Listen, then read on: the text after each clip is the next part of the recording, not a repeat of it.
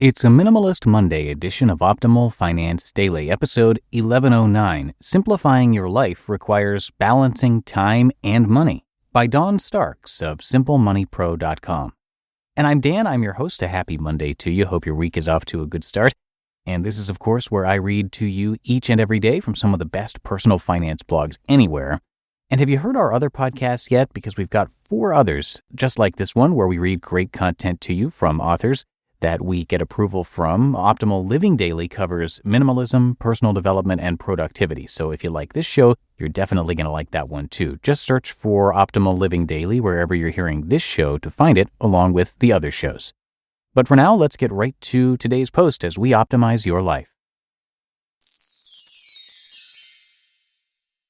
Simplifying Your Life Requires Balancing Time and Money, by Starks of SimpleMoneyPro.com. There was a time in the not-so-distant past when I was completely and utterly enamored with the idea of true simple living simply and self-sufficiently. I pored over Helen and Scott Nearing's book, The Good Life, and I studied edible landscaping and permaculture. Self-sufficiency seemed like an incredibly important goal, and as a result, I taught myself how to knit and practiced sewing. I was also very keen on gardening.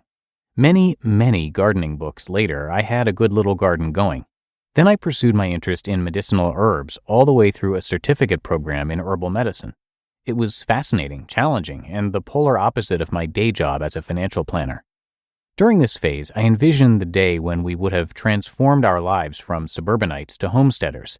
I would be able to cut back or retire from my day job and live the good life. But things shifted. The shift. In 2007, 2 things happened, one seemingly innocuous and the other categorically epic. The epic event was that I found myself pregnant at age 38. Greg and I had only begun discussions about maybe starting a family at the start of that year, and the odds were slim given my quote-unquote advanced maternal age. During my pregnancy, I was finishing herb school and working, so I was extremely busy. Between schoolwork, my day job, gardening, and reading up on how to have a baby and be a parent, every moment of my day was consumed. Our garden was puny that year, but it wasn't through neglect. I studied and examined all the possible reasons why it was suddenly underperforming. The following spring was even worse, so I had an expert diagnose the issue. The proximity of a black walnut tree was the likely culprit, and the expert suggested moving the entire garden. The idea hit me like a ton of bricks.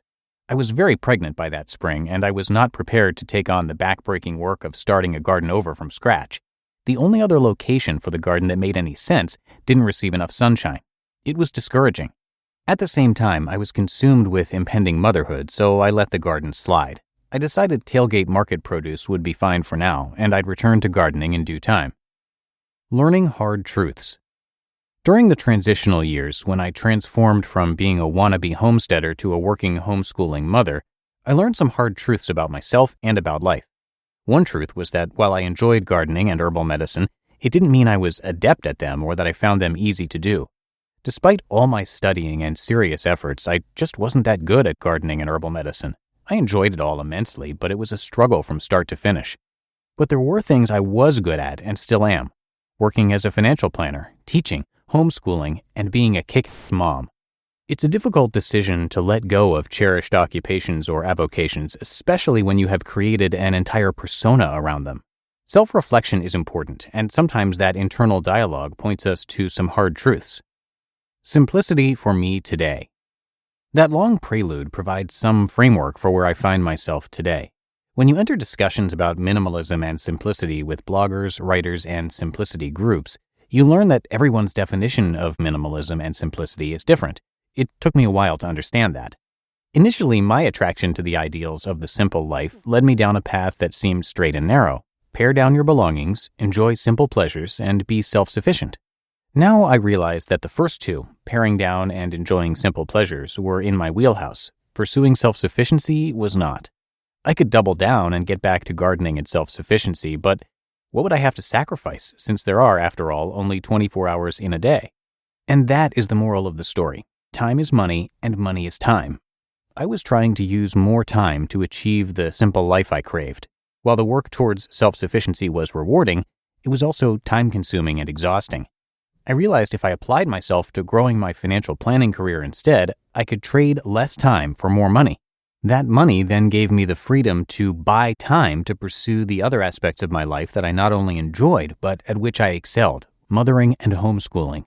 I cannot overemphasize the fact that everyone's minimalism or simple living journey is unique to them. I remind myself of that very truth all the time. Guilt sets in when I buy grocery produce or seldom mend my own clothes.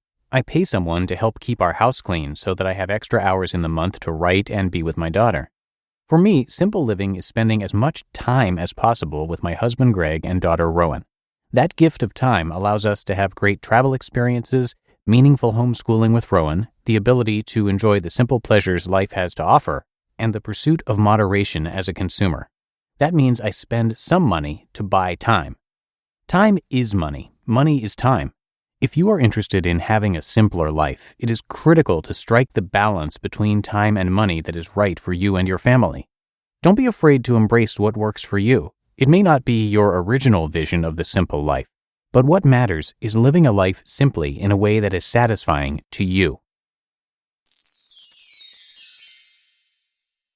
You just listened to the post titled "Simplifying Your Life Requires Balancing Time and Money" by Dawn Starks of SimpleMoneyPro.com.